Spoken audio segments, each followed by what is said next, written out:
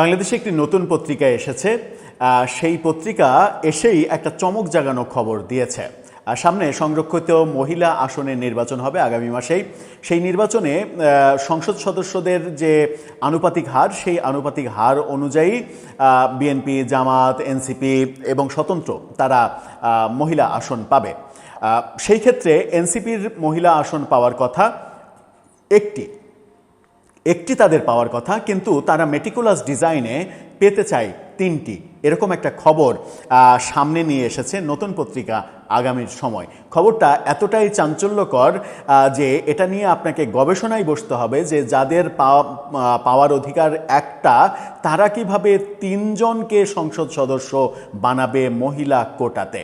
চলুন একটু এই মেটিকুলাস ডিজাইনটা জেনে বোঝার চেষ্টা করি যে রাজনীতিতে আমাদের আরও অনেক কিছু শেখার বাকি আছে কি না। থাকবেন পলিটিক্স টিভির নিয়মিত আয়োজনে।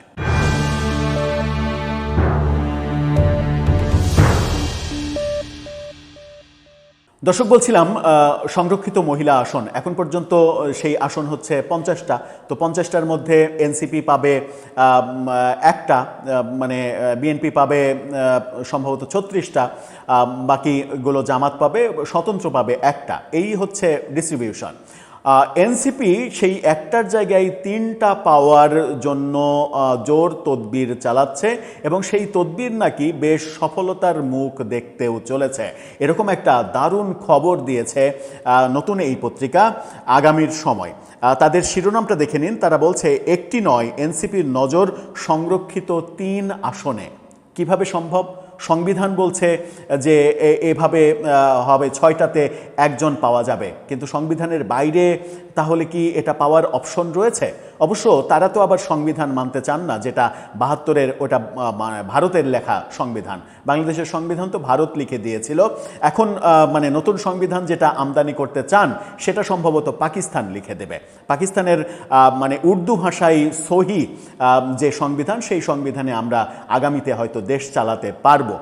এবার বিএনপির সরকারের আমলে সেটা সম্ভব না হলেও ভবিষ্যতে তারা যখন ক্ষমতায় আসবে, তখন ভারতের সংবিধান, ভারতের লিখে দেওয়া সংবিধান ছুঁড়ে ফেলে পাকিস্তানের লিখে দেওয়া সংবিধান আমরা আমদানি করতে পারবো হয়তো। সেখানে বেশ কয়েকটা পয়েন্ট তারা বলছে এই পত্রিকা।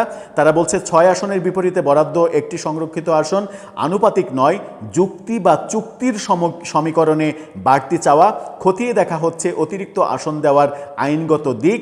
বিএনপি 36, জামাত ঐক্য 13, স্বতন্ত্ররা পাবে একটি আসন। জামাত ঐক্য 13, মানে এই ঐক্যর মধ্যে একটা হচ্ছে এনসিপির। সেখানেই এনসিপি জামাতের কাছ থেকে আরও 2টা বাগিয়ে নিতে চায়। এটাই হচ্ছে এই খবরের মূল সার কথা। কিভাবে বাগিয়ে নিতে চাই চলুন একটু জানি।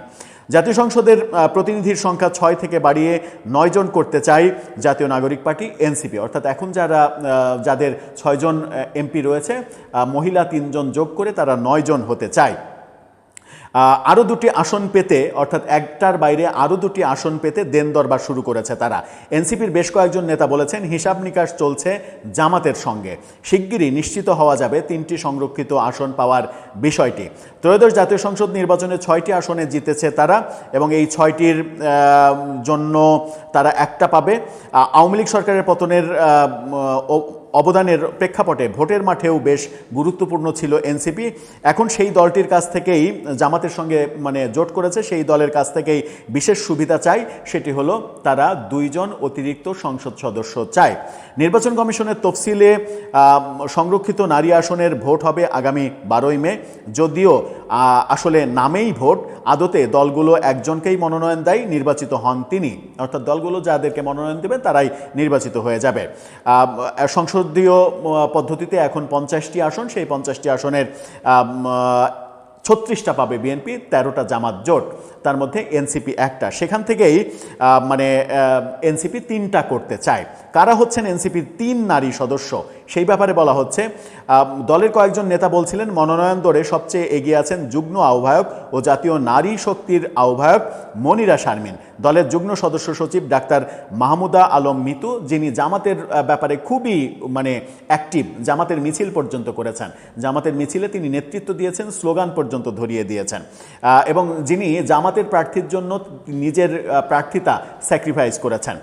এছাড়া যুগ্ম আহ্বায়ক নুসরাত তাবাসসুমকে আমরা দেখেছিলাম যে ওই যে হারুনের ভাতের হোটেলে যে 6 জনকে ধরে নিয়ে যাওয়া হয়েছিল তার মধ্যেই নুসরাত তাবাসসুমও রয়েছেন। নুসরাত তাবাসসুম তিনি কুষ্টিয়ার দৌলতপুরের কন্যা।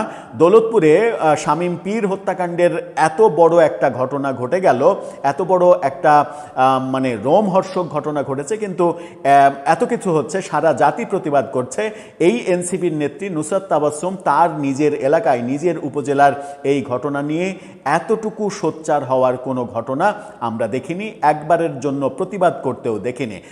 তাহলে কি ব্যাপারটা এরকম যে তার জোটের প্রধান যে শরিক জামাতের নেতাদের বিরুদ্ধে এই হত্যাকাণ্ডের ব্যাপারে অভিযোগ আছে বলেই তিনি চুপ মেরে আছেন? তো এই চুপ মেরে থাকা নেত্রী যদি তিনি মহিলা সংসদ সদস্য হয়ে যান, তাহলে দৌলতপুরের মানুষের কাছে গিয়ে তিনি কি জবাব দেবেন এমপি হিসেবে, এই প্রশ্নও আসছে। এই ব্যাপারগুলোই এখানে উঠে এসেছে এবং সেখান থেকে বলছে যে জামাত বিভিন্নভাবে, এনসিপি এবং জামাত ফাঁকফোকর খুঁজছে যে সংবিধান এবং আইন কানুনের কোন ফাঁক গলিয়ে এনসিপিকে অতিরিক্ত 2টা আসন দেয়া যায়, এরকম খবর আগামী সময় দিচ্ছে।